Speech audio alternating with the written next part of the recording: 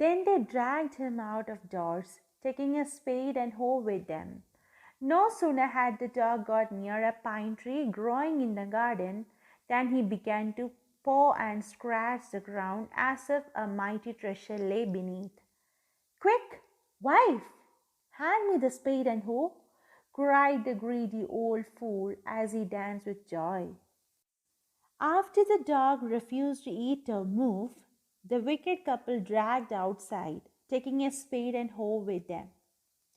As soon as the dog reached a pine tree growing in the garden, what he has done, he started pawing and scratching the ground, as if a mighty treasure was lying beneath the ground. And the greedy old fool, who thought that they had at last found gold, ordered his wife to hand him the tools, and he danced with joy. Then the covetous old fellow with the spade and the old crone with the hoe began to dig, but there was nothing but a dead kitten, the smell of which made them drop their tools and shut their noses. Furious at the dog, the old man kicked and beat him to death, and the old woman finished the work by nearly chopping off his head with a sharp hoe. Then they flung him into the hole and heaped the earth over his carcass. Here we can see the real nature of this wicked couple. The greedy old man took the spade and the old crone a hoe. A crone means old woman, that is, old man's wife, and they began to dig. And however, at the end of the digging, what they got a dead kitten which smelled so bad that they dropped their tools and shut their noses.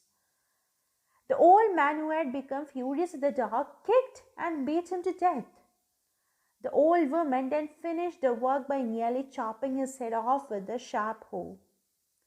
They threw him into the hole in which they had found the dead kitten and heaped the earth over his dead body. The owner of the dog heard of the death of his pet and, mourning for him as if he had been his own child, went that night under the pine tree. He set up some bamboo tubes in the ground, such as are used before tombs, in which he put fresh flowers. Then he laid a cup of water and a tray of food on the grave and burned several costly sticks of incense. He mourned a great while over his pet, calling him many dear names as if he were alive. So when the old man heard of his pet's death, he went to see the hole under the pine tree at night.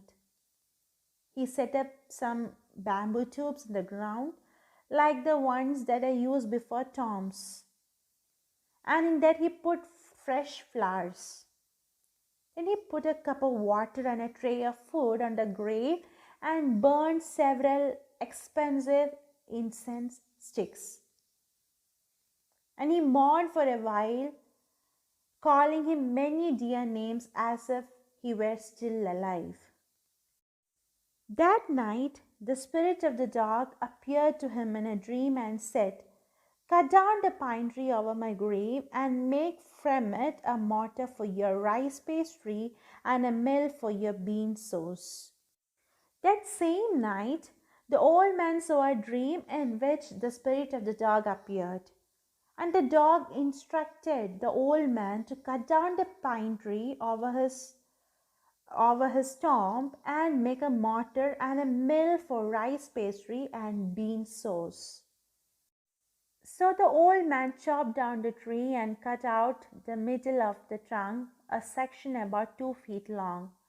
With great labor, partly by fire, partly by the chisel, he scraped out a whole place as big as a small bowl. He then made a long-handled hammer of wood, such as is used for pounding rice. When New Year's time drew near, he wished to make some rice pastry. When the rice was all boiled, Granny put it into the mortar. The old man lifted his hammer to pound the mass into dough, and the bowls fell heavy and fast till the pastry was all ready for baking. Suddenly the whole mass turned into a heap of gold coins. When the old woman took the hand mill and filling it with beans began to grind. The gold dropped like rain. The old man obeyed his pet dog and chopped down the pine tree. He cut out the middle of the trunk, a section about 2 feet long. After working really hard using fire and chisel, he scraped out a hollow place as big as a bowl. And he made a hammer of wood, which was the mill. When New Year came nearer, he wished to use the mortar and mill he made to make rice pastries.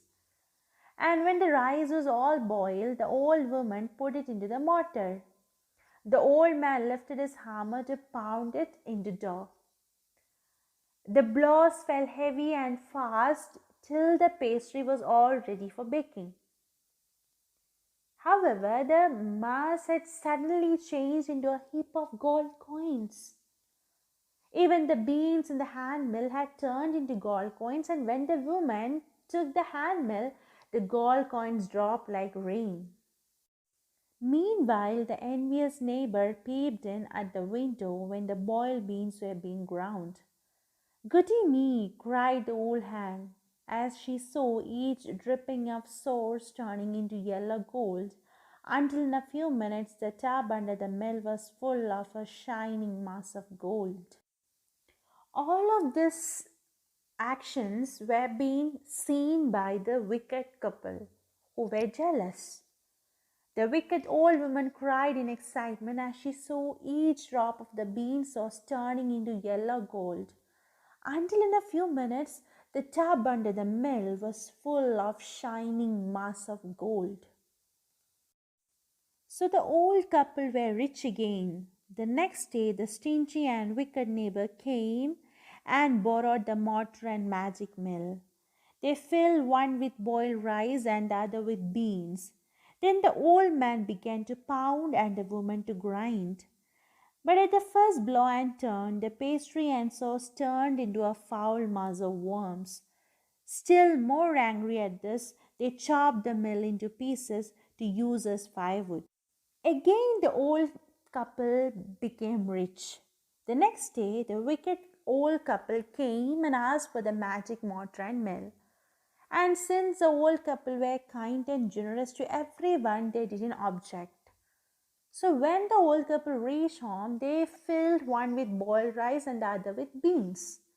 The old man then began to pound and the woman to grind.